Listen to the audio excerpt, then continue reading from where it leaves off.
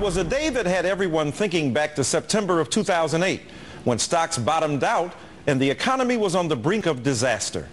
Worries about the weak U.S. financial outlook and fears of looming economic catastrophe in Europe caused a massive stock sell-off. The Dow Jones Industrial Average fell 512 points, a drop of more than 4%. Markets are complicated and volatile, so it's a fool's errand to come up with a single reason with today's sell-off and why it happened. But we already know that the recent debt deal in Washington hurts the country's financial future. The spending cuts in the deal will cost the economy an estimated 323,000 jobs next year.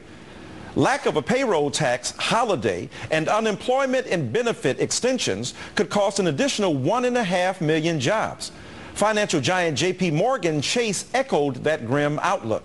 In an analysis of the debt deal, the company wrote, "All in all, by our estimates, federal fiscal policy will subtract around 1 to 3/4 percentage points from GDP growth.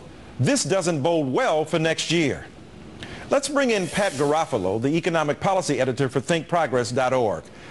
How much of this plummet is related to the debt deal? A lot of people have been weighing in on this, thinking that there's a direct correlation between the fiscal crisis we just endured and the lack of security Americans now feel. Well, I think there's a correlation in the sense that now that the debt ceiling debacle is over, now that the dust has cleared, the theater's done, investors are looking around and realizing that the economy's in really bad shape. Unemployment's really high. The latest manufacturing data was really bad.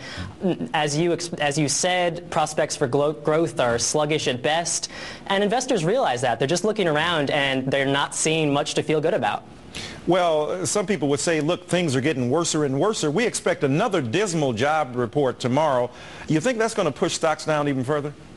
It's absolutely possible, and even if the number is higher than the last few numbers have been, and there's really no reason to believe it will be, at the rate we're creating jobs, we're not even creating them fast enough to keep up with the number of people entering the labor force, never mind the 14 million people that were unemployed because of the Great Recession. You know, the president's ideological opponents are already linking him to this stock slide. No surprise there.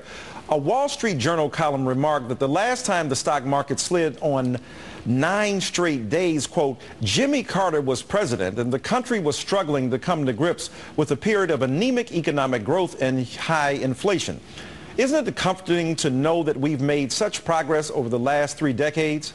They'll blame Obama when the stock market dips, but you won't hear them giving him credit for the rise in the Dow Jones Industrials over the past 2.5 years. Do you think the president has any control over the way the market swings here? No, he doesn't. I mean, if anybody has control, it's Congress in the way it is implementing fiscal policy. And right now, Congress is cutting back and putting in austerity measures. And investors realize that, and they realize that that means growth is going to go down. Well, do you think there's a benefit from a market correction like this? Because doesn't it give the economy a chance to rebound so that there's some, positive news there? I think that's right in the sense that we shouldn't take one bad day as indicative of anything. Markets bounce up, they bounce down. But I think this many down days in a row on the heels of an austerity package are really worrying because people are looking at the long term and they're not seeing anything to feel good about. They're not seeing prospects for the kind of job creation that we need.